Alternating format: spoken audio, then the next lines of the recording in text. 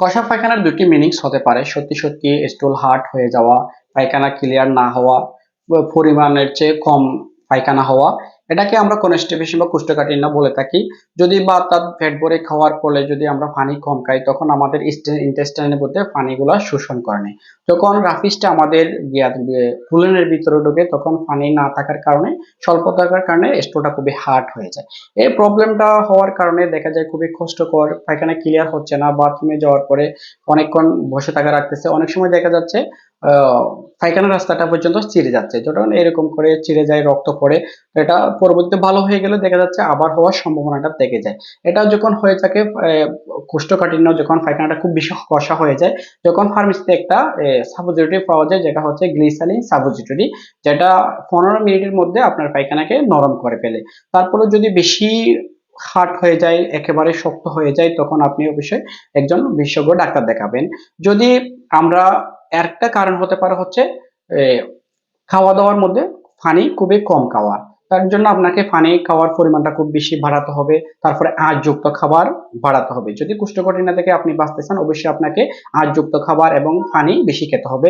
যেমন যদি আপনি আঁশযুক্ত খাবারের মধ্যে যদি আমি বলে থাকি ফাইবার, শাকসবজি, ফলমূল, ডাল, লাল আটা, লাল চাউল খাওয়া যেতে পারে। যেমন লাউ, বরবটি, শিম, ভেন্ডি, পেঁপে। এই খাবারগুলো আপনার ফাইবার থাকার কারণে আপনার কোষ্ঠকাঠিন্য অনেক সময় দূর করে। এগুলো খেলে আবার আইবিএস এর প্রবলেমটাও না হয়। তার মধ্যে আপনি আবার খেতে পারেন হচ্ছে ফলমূল খেতে পারেন। ফলের মধ্যে আপনি খেতে পারেন হচ্ছে আপেল, কমলা, পেয়ারা, নাশপাতি, ডালিম, বেল। এই খাবারগুলোর মধ্যে প্রচুর পরিমাণে পানি থাকে, যার কারণে আপনার কোষ্ঠকাঠিন্য থেকে অনেক সময় বাঁচা যায়।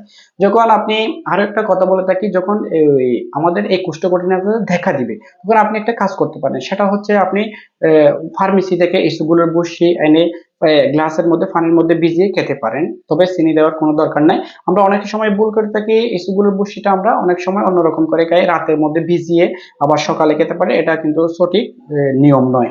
তারপরে যখন কোষ্ঠকাঠিন্যটা আমাদের বেশি ব্যাপক হয়ে যায়, তখন অবশ্যই বিশেষজ্ঞ ডাক্তার দেখাবেন। যদি কম হয়, তখন বাজারে কিছু ওষুধ পাওয়া যায়, যেগুলোর জন্য ডাক্তারি কোনো প্রেসক্রিপশন লাগে না।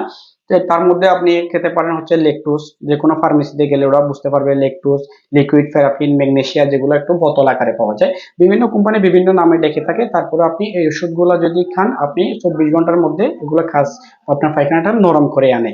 তবে আরেকটা আপনি অবশ্যই খেয়াল রাখবেন, খাবারের মধ্যে আঁশযুক্ত খাবার খেতে, আর পর্যাপ্ত পরিমাণ অবশ্যই পানি খাবেন। এটা থেকে বাঁচতে হলে আপনাকে আমার এই উপদেশগুলো যদি মেনে চলেন, অবশ্যই আপনি উপকার পাবেন। তারপরেও যদি না হয়, এটা যদি না, আবার ইসবগুলের ভুসিটা আপনার নিয়মিত খাওয়া যাবে না, এটা নিয়মিত খাওয়ার দরকার নাই। আপনি যখন এই প্রবলেমটা দেখা দিচ্ছে তখনই খাবেন। আর এর প্রয়োজন হলে অবশ্যই একজন বিশেষজ্ঞ ডাক্তার দেখাবেন। ভিডিওটি ভালো লাগলে লাইক, কমেন্ট, শেয়ার করে দেবেন। আসসালামু আলাইকুম ওয়া রাহমাতুল্লাহ। পরবর্তী ভিডিও